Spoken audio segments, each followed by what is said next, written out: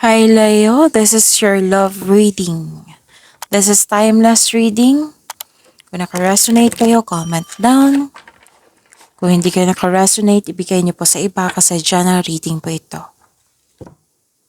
So, huwag niyong kalimutan i-click yung subscribe button dyan sa baba. Love Job channel natin. This is our second channel. And i-click niyo po yung bell notification para ma-prompt kayo para ma-notify kayo na may bago tayong video. Okay? So, isipin niyo po yung person niyo ngayon. Pwedeng loss of connection sa isang tao. Basta may nagkaroon ng connection kayo. Pwedeng sa crush mo, pwedeng sa maliligaw mo, pwedeng sa person mo, pwedeng sa loss of connection sa isang tao. Basta may connection na kayo. Pwedeng nagkaroon ka ng loss of connection kayo ngayon na nagkaroon ka ng connection sa past. So, pwede. So, isipin niyo po siya. Ready? Okay. Spirits guide. Ano po yung gustong sabihin ng person ni Leo sa kanila? Gustong sabihin ng person ni Leo? I need 4 cards. I'm lost. I don't know what to do.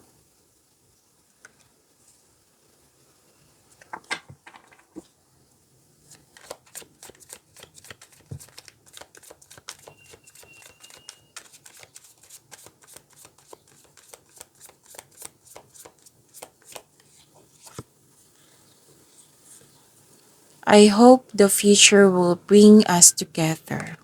Maasa siya oh.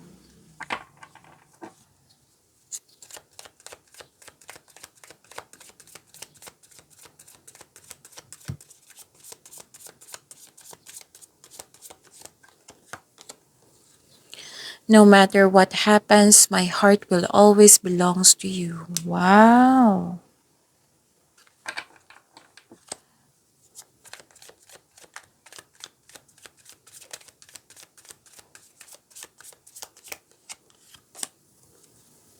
I am learning a spiritual lesson.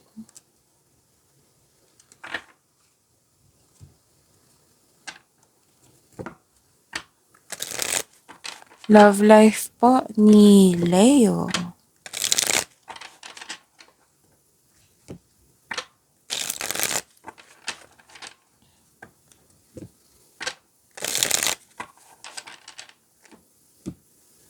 This is for you, Leo. Love life niyo po.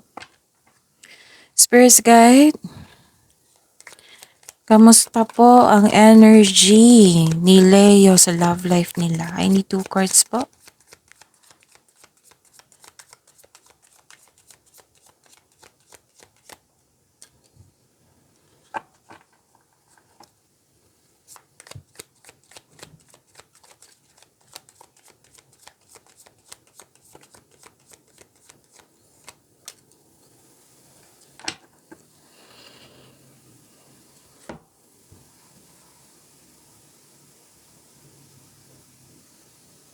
So, kamusta Leo?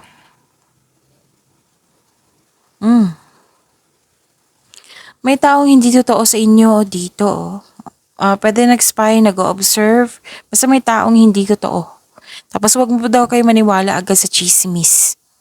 May concern kayo sa isang tao. Pwedeng concern mo sa kanya na matigas ang kanyang ulo, ayaw makinig, mahirap siyang kausap.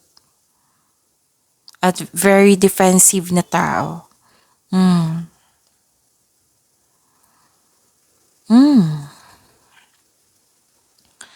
Nakita ko rin dito na nagkaroon po ng chismis pa rin to, Leo. Dalawang card na mismo nagsabi dito na may chismis na hindi mo alam kung totoo ba o hindi. So, alamin niyo muna kung totoo ba yan or hindi. Kasi nakita ko dito na niwala kayo agad. Nawalan kayo ng panatag. Tapos wag po daw kayo magpadalos-dalos or magpabaya sa paggawa ng desisyon, plano, choices. Wag po daw kayo magpabaya. Kasi may nakita ko ditong pagsisisi. So, may mature dito na tao. Dalawang card na po nasabi dito. It might be this is your person na may concern kayo sa immature na tao na mahirap kausap. Mas nauna pa yung reklamo niya kaysa gawin, kaysa bigyan ng aksyon. Yan yung concern mo. So, this is immaturity, right? So, may concern kayo sa kanya. Yung masakit sa ulo. Pasaway.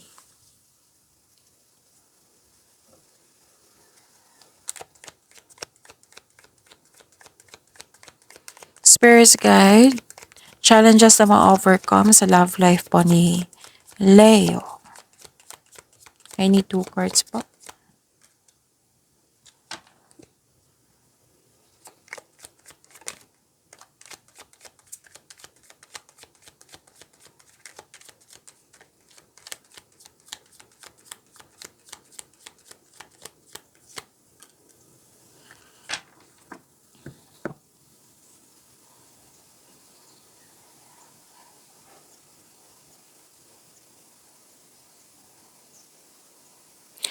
Okay, so challenges na ma-overcome po ito ha. Ma-overcome niyo po.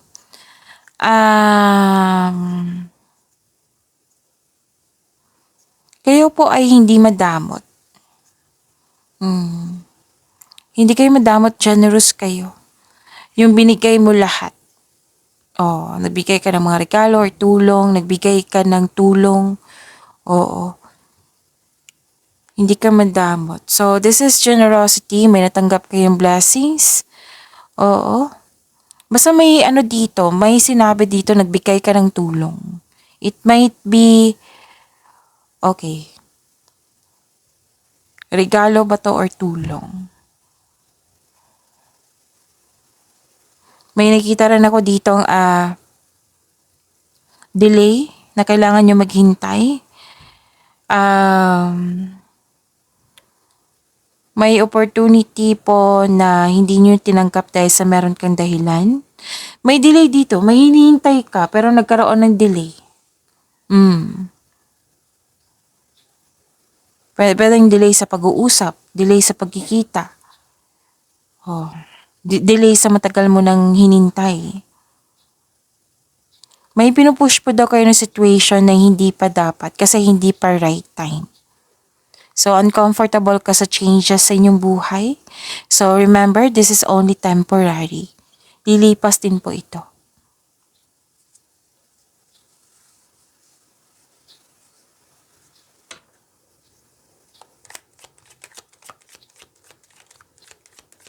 Spirit's Guide, ano pa po yung gusto pong sabihin? Ano pa po ang gustong sabihin? Ano po yung next action? Ano po yung... Kumusta po yung feelings ng person ni Leo? Next action niya, feelings niya ngayon, kamusta na siya? Ano pa po yung gusto niya sabihin?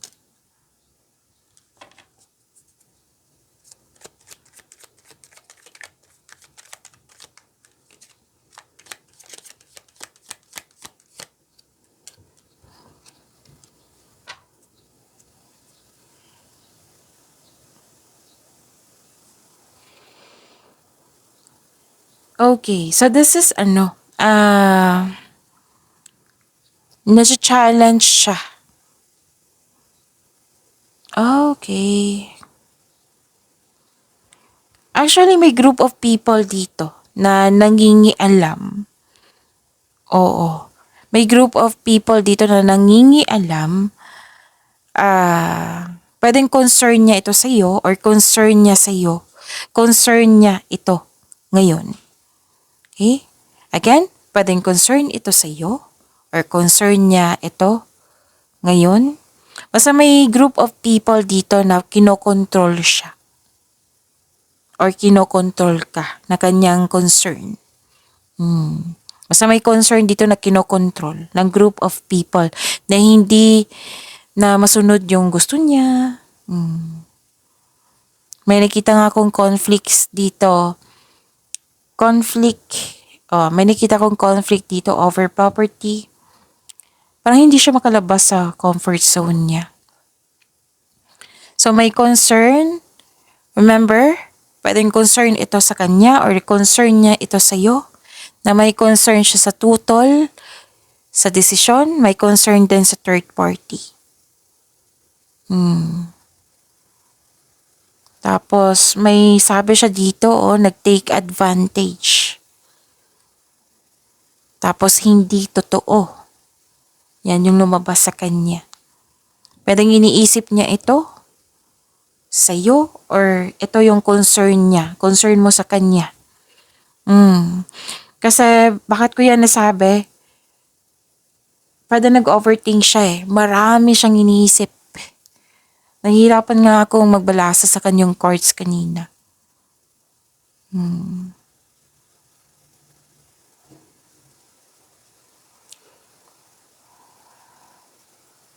Oh, may nakita ko ditong fertility, pagbubuntis, growth. Baka magulat kayo ha. Pwedeng buntis, pwedeng fertility, pwedeng about to sa growth, na nagkaroon siya ng maturity, di ba may concern sa immaturity? Nagkaroon ng maturity.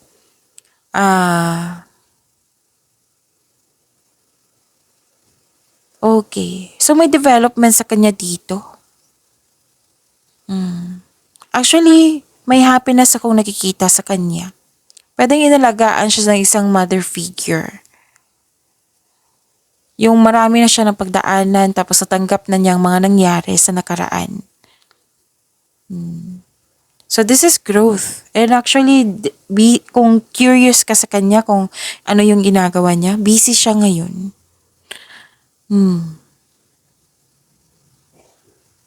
Okay? Nagkaroon ng self-love. Kung dati pabaya, ngayon nagkaroon ng self-love. Yun. Maraming salamat po.